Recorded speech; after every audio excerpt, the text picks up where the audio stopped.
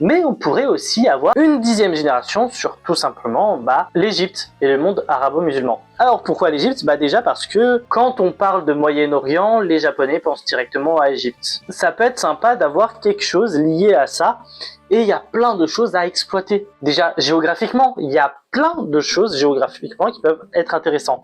Il y a les déserts, il y a les pyramides, il y a les temples, il y a énormément de choses à faire là-dessus.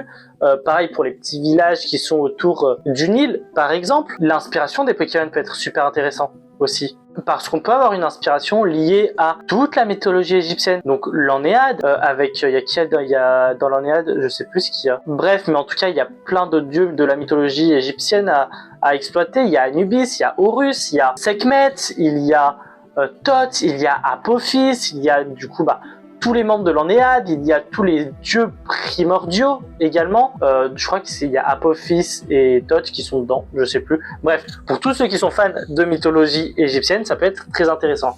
Mais il y a tout simplement également tout ce qui est en rapport avec le monde arabo-musulman. Les djinns, alors oui, il y a déjà Hoopa qui est un Pokémon djinn, mais il y a énormément de Pokémon chat, ou de Pokémon chien, ou de Pokémon oiseau, ou de Pokémon souris.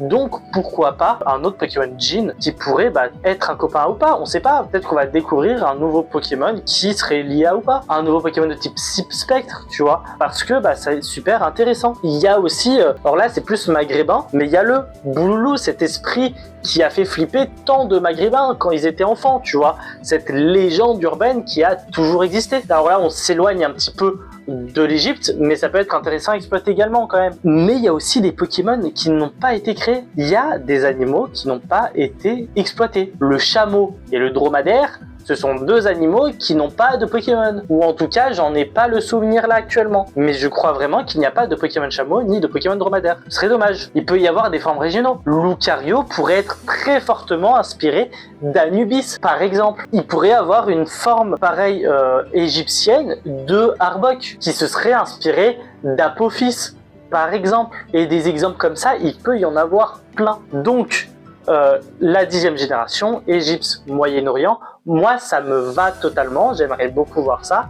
Et encore une fois, il y a plein de pistes scénaristiques aussi à exploiter qui pourraient être soit inspirées de la mythologie égyptienne, soit inspirées de légendes urbaines, soit inspirées du monde arabo-musulman. Bref, plein de choses à exploiter en tout cas.